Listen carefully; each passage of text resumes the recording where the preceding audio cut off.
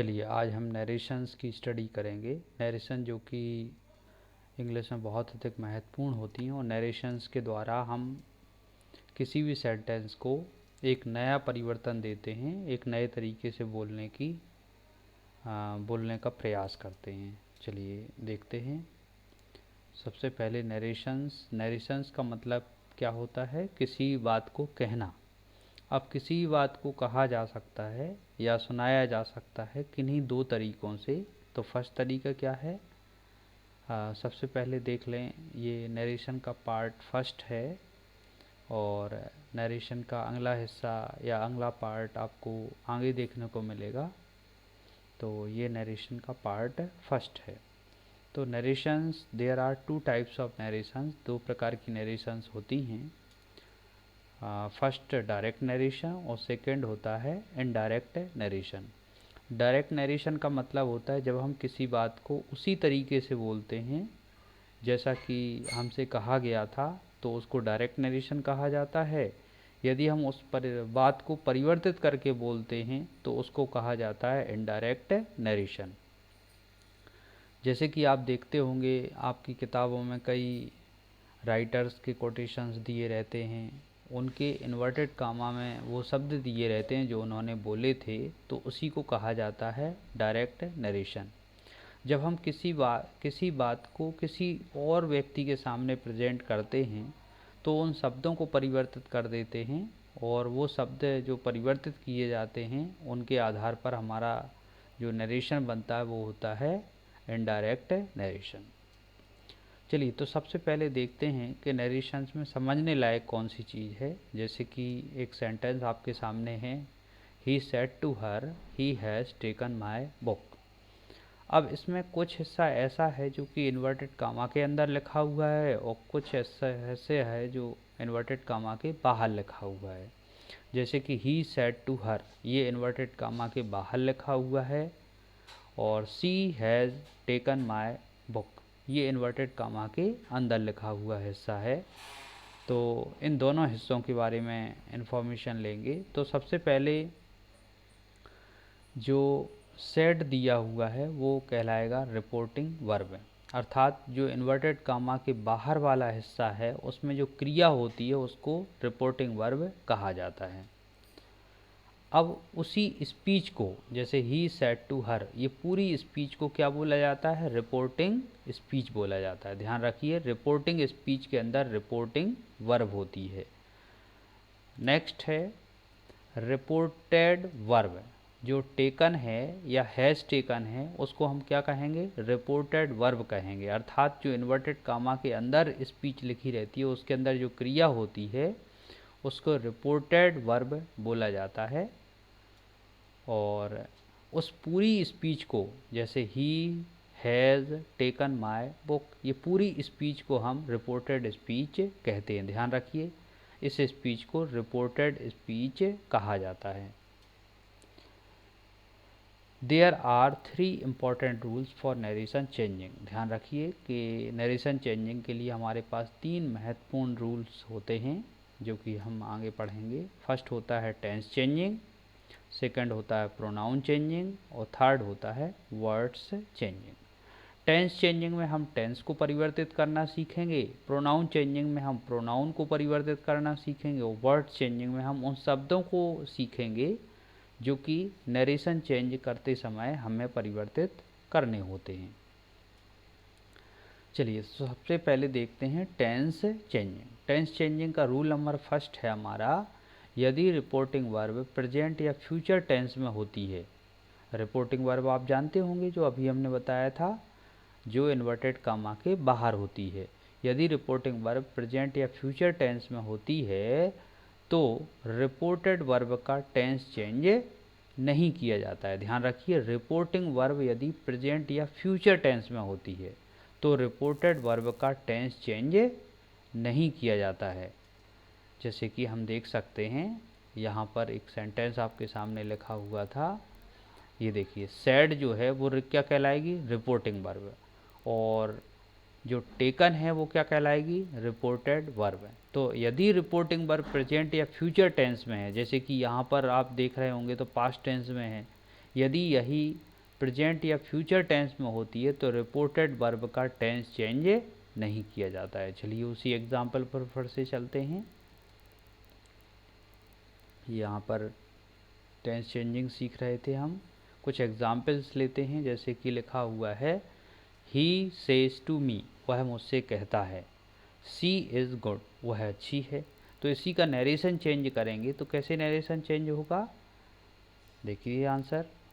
He tells me, वह मुझसे कहता है। सेज टू का हमने क्या बदल दिया है, टेल्स, और दैट से वाक्य को जोड़ दिया है, दैट सी इज़ गुड। तो यहाँ परिवर्तन क्यों नहीं हुआ, क्योंकि रिपोर्टिंग वर्ब कौन से टेंस में है, प्रेजेंट टेंस में है। तो रिपोर्टेड वर्ब का टेंस चेंज नहीं किया हुआ है हमने, अर्थात इज का इज लिखा हुआ है।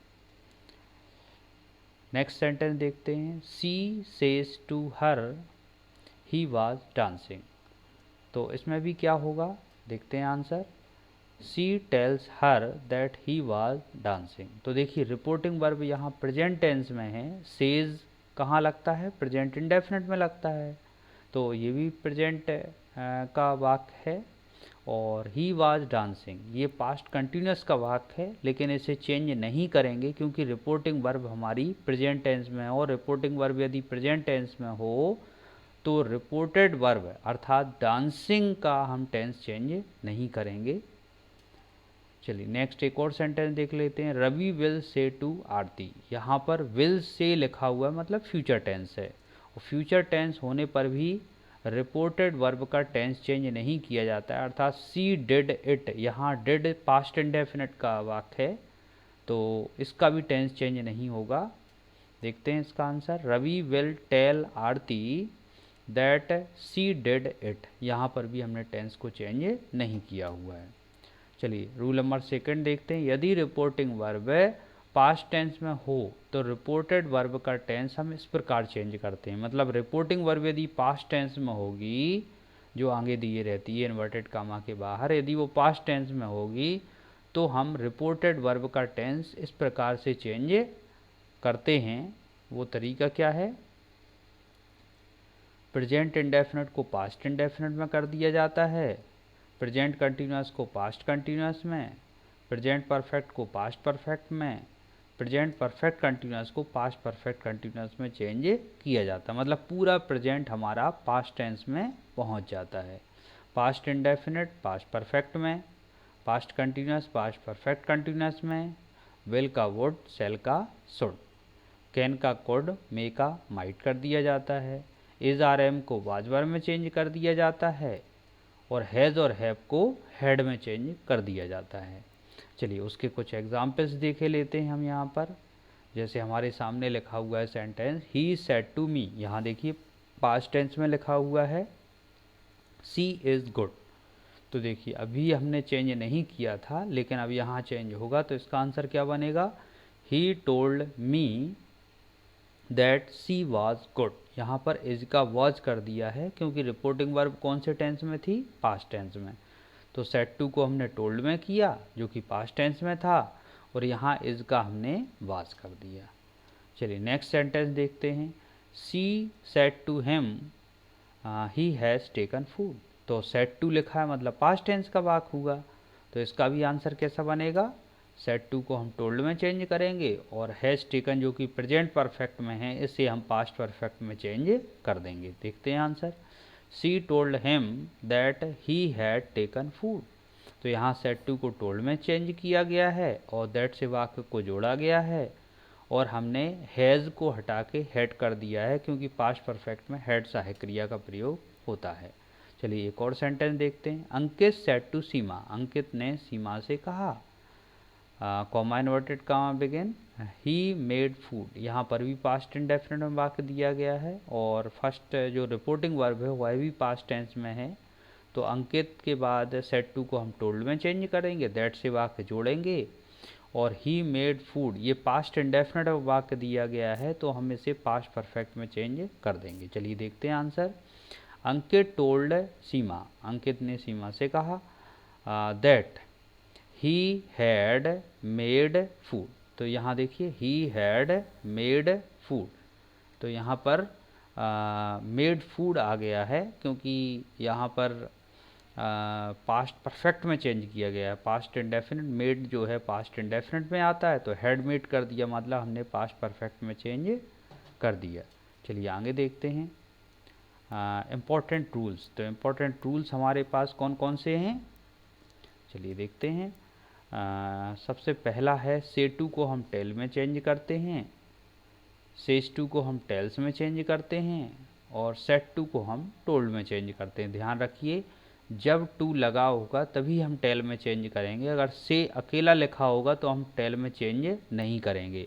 अर्थात से अकेला लिखा होगा तो हम से का से लिखेंगे, सेज अकेला लिखा होगा तो हम सेज का सेज लिखेंगे, और सेड अकेला लिखा होगा तो हम सेड का सेड रखेंगे, अर्थात उसको टेल में चेंज नहीं करेंगे।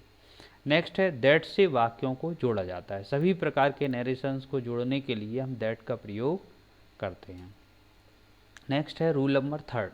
रूल नंबर थर्ड क्या है, यदि रिपोर्टेड स्पीच में कोई यूनिवर्सल ट्रुथ आता है, मतलब रिपोर्टेड स्पीच कौन सी, जो इन्वर्टेड कामा के अंदर होती है, तो उसमें यदि यूनिवर्सल ट्रुथ आता है तो हम उसके टेंस को कभी भी चेंज नहीं करते हैं, अर्थात रिपोर्टेड वर्ब के टेंस को चेंज नहीं करते हैं। जैसे कि एग्जाम्पल में दिया हुआ है ही सैड गॉड इज़ ग्रेट, तो ही सैड उसके बाद दैट से वाक्य जोड़ दिया जाएगा, लेकिन गॉड इज़ ग्रेट की जगह गॉड वाज ग्रेट नहीं किया जाएगा, क्योंकि यह यूनिवर्सल ट्रुथ है। अर्थात भगवान महान है तो वो था और है और बना रहेगा, अर्थात ये चीज़ यूनिवर्सल ट्रुथ में आएगी, इसलिए उसका टेंस चेंज नहीं किया जाए। चलिए कुछ और एग्जाम्पल्स इसके देख लेते हैं। सी सेड टू मी, उसने मुझसे कहा, honesty is the best policy, ये भी एक यूनिवर्सल ट्रुथ है, ईमानदारी एक अच्छी या सबसे अच्छी नीति होती है। इसका आंसर क्या बनेगा, सी told me that honesty is the best policy. चलिए नेक्स्ट देखते हैं, राहुल सेड, राहुल ने कहा द अर्थ इज़ राउंड, पृथ्वी गोल है, तो इसका आंसर कैसा बनेगा, Rahul said that the earth is round, Rahul ने कहा कि पृथ्वी गोल है, द अर्थ इज़ राउंड, इस तरीके से।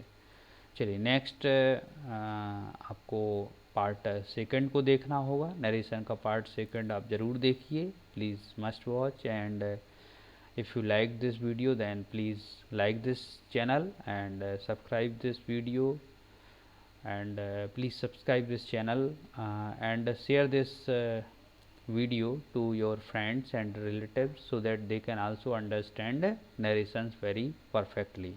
Thank you very much, and please keep your study continue. Thank you very much.